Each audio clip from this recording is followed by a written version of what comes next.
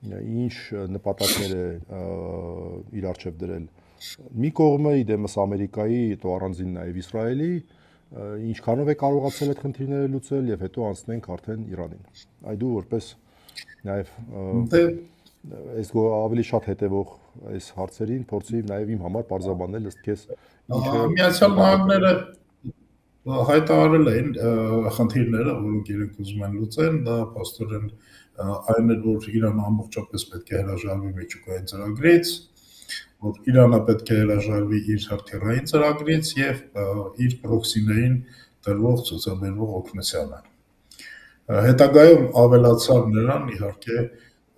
պահանջը, որ պետք է Իրանի ղեկավարությունը փոխվի։ Արդեն պատերազմից հետո ավելացավ։ Պատերազմի ընթացքում։ Ընթացքում, սկսելուց հետո։ Ղեկավարությունը ուզես թե չուզես պետք է փոխվի, որովհետև նախկին ղեկավարին սպանել են եւ ուրեմն ղեկավարներին մեծ թվով, բայց փաստորեն Իրանը իր արժեվ դրա Իրանի խնդիրը իհարկե պաշտպանությունն է, իրեն պաշտպանելն է, բայց մի զարմանալի բան նկատվեց, որ Իրանը պատասխանում է ոչ միայն Միացյալ Նահանգներին եւ Իսրայելին, այլև խփում է իր հարևան փաստորեն բոլոր երկրներին եւ այս պահին 13 թե 14 երկրներ արդեն այսպես թե այնպես ներքաշված են։ Չէ, մի վարքյալ, արի բոլոր բառը մի քիչ զգուշ օգտագործենք։ Մենք էլ ենք հարևան, բայց մեզ չի խփել։ Այդ մարդկանց վրա արի շատ չանենք։ Լավ, ասենք այն երկրներին, որտեղ ամերիկյան ռազմական բազաներ կան տեղակայված, իսկ ըստ էության դա փաստորեն ծոցի բոլոր երկրներն են, բացի Օմանից։ Բայց Օմանին էլ չէ խփել, թե Օմանին չէր խփել։ Օմանը չի խփել։ Որը որ փորձում է ուրեմն իր պահել չզոք, որը որ փորձում է դառնալ այնտեղ միջնորդ, եւ փաստորեն կարծես թե մի կողմից անիմաստ ստրատեգիա է դա, որովհետև դու քո թշնամիների թիվն ես։ Որն է նպատակը։ Ու հետագայում պարզվեց, որ նպատակն փորձում է հնարավորինս շատ վնաս պատճառել թե ռեգիոնին եւ թե համաշխարհային տնտեսությանը, ուրեմն նավթի եւ գազի գների կտրուկ աճ գեներացնելով, որի պատճառով նրան թվում է, թե ուրեմն այս ամերիկյան դաշնակիցները, այսինքն ծոցի երկրները կճնշեն Ամերիկայի եւ Իսրայելի վրա, որպեսզի նրանք դադարեցնեն պատերազմը։ Բայց մյուս կողմից էլ իհարկե դա ցույց է տալիս այն ստրատեգիան, որի համար Իրանին ասում են terrorist երկիր, այսինքն նախապում է աչուծախ, այսպեսի։ Ես այնքան էլ համաձայն չեմ, որովհետև անկյուն գցած, այսպես շատ կներեք գազանի պես ինչ անեն պաշտպանության ինչ ստրատեգիա որդեգրեն։ Այսինքն նրանց ստրատեգիան շատ պետք է այն լինի, որ շատ վնաս տալով ստիպեն, որպեսզի այլ ուժային կենտրոն չասեմ, գործոններ աշխատեն, որպեսզի պատերազմը շուտ ավարտվի, թե չէ այլ տարբերակ չունեն այդ մարդիկ։ Դե այլ տարբերակ կարելի է գոնե պատերազմի սկզբում կարելի է նկատել բանակցությունները պատերազմը շուտ ավարտելու, որին իրենք սկզբում չգնացին, իսկ հետո Միացյալ Նահանգները հայտարարեցին, որ չեն գնա բանակցությունների, իրենք գնալու են մինչև վերջ։ Ինչպես հիշում ես, հենց պատերազմի սկզբում փաստորեն խոսեցինք այն մասին, որ պատերազմը կընթանա այնքան ժամանակ, քանի դեռ հրթիռներ ունեն։ Հիմա մենք տեսնում ենք, օրինակ Իրանի արձակած հրթիռները մի շաբաթվա ընթացքում մոտ 15-20 անգամ օրական այդ արձակումների թիվը նվազել է, ու դա պայմանավորված է ոչ միայն նրանով, որ իրենց հրթիռներն են, այլև նրանով, որ Միացյալ Նահանգները եւ Իսրայելը խփում են հենց հրթիռային կենտրոններին, այդ արձակման կայաններին, եւ այս պատճառով ուրեմն փաստորեն վերացնում է թե արձակման կայանները եւ թե այնտեղ հավաքված հրթիռները։ Եվ պետք է նշել, որ պատերազմի սկզբում Իրանը շատ ճշգրիտ հարվածներ էր արձակում, ասում են դա այն պատճառով է, որ ռուսները տվել էին կոորդինատներ, բայց հետագայում կարծես թե այդ կոորդինատները մի կողմից հնացան, մյուս կողմից սա նկատելով փաստորեն այս Իսրայելն ու Միացյալ Նահանգները սկսեցին տեղաշարժել իրենց այդ հրթիռային կետերը, իրենց հրամանատարական կետերը եւ իրանական հարձակումների ճշգրտությունը պակասեց։ Բայց Իրանը անցավ այլ ռազմավարության, դա մեծ քանակությամբ էժան դրոններ արձակելն է, որը որ կարծես թե այս պահին իրեն արդարացնում է այդ դրոններից դեռևս ունեն, ինչքան էլ ոչնչացնում են այդ դրոնների ավիակին, նա ոչնչացրեցին, բան այդ դրոններից դեռևս ունեն եւ նրանց ոչնչացնելը ամերիկյան մեթոդներով բավականին թանկ է նստում։ Երևի չգիտեմ, մի դրոնի տրվող պատասխանը, ասենք կարող է մի 50-100 անգամ ավելի թանկ լինի, քան մեկ դրոնի արժեքն է։ Եվ սրա համար է, որ փոստորեն փորձում են դիմել Ուկրաինայի օգնությանը, ով ունի հակադրոնային դրոններ, հա, այսպես փորձ ունի դրա դեմ։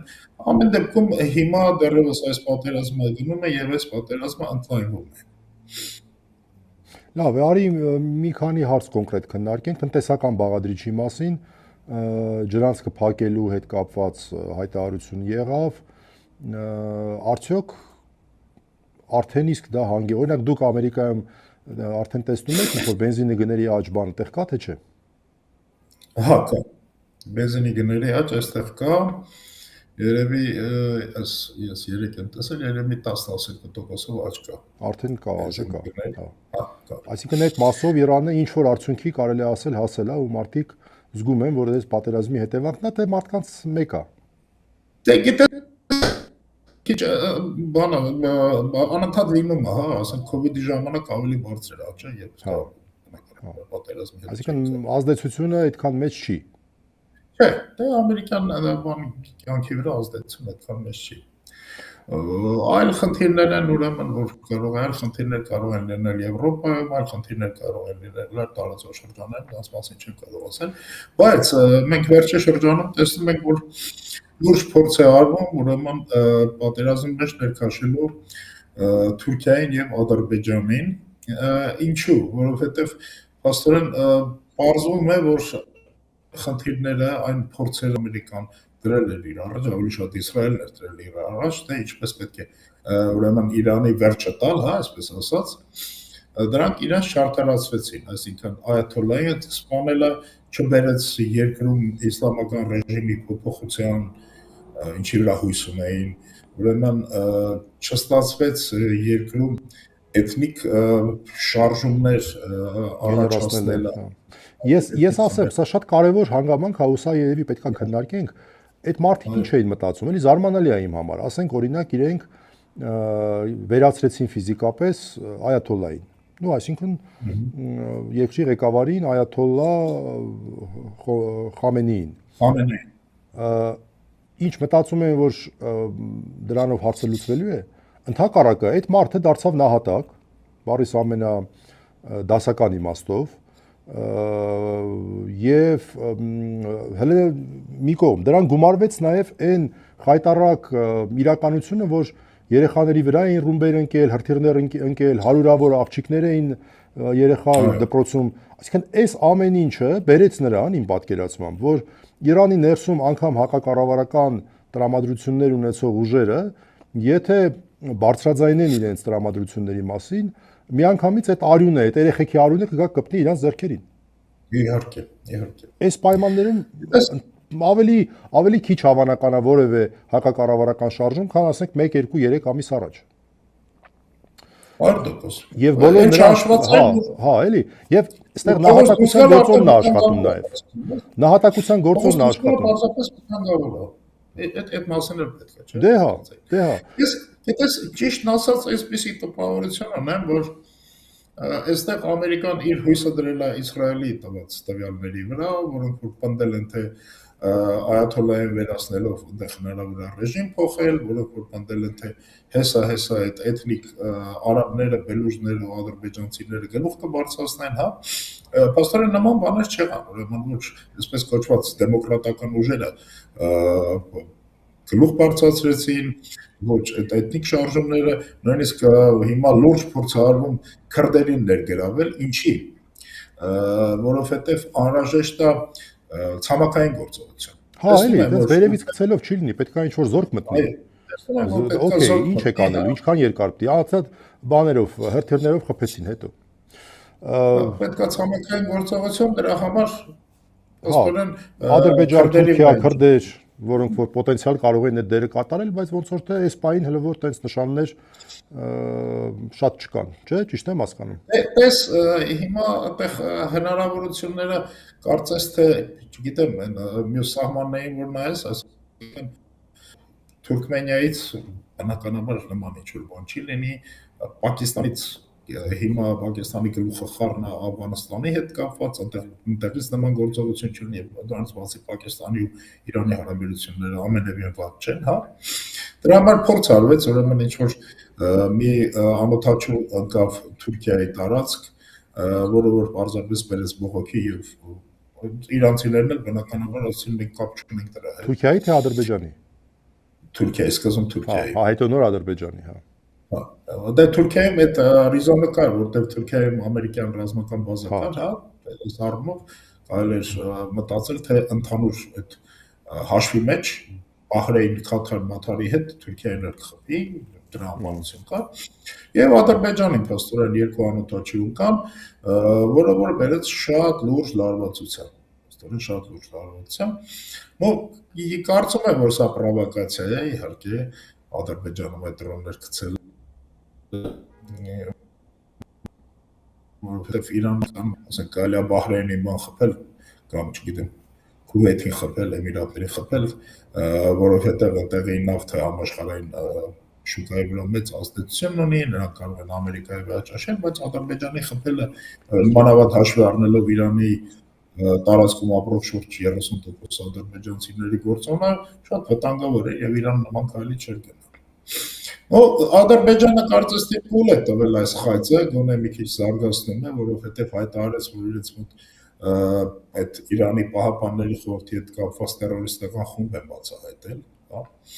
Սա նույնպես զարմանալի է, որովհետև այս բոլոր երկրներում ինչքան էլ մենք համարում ենք, որ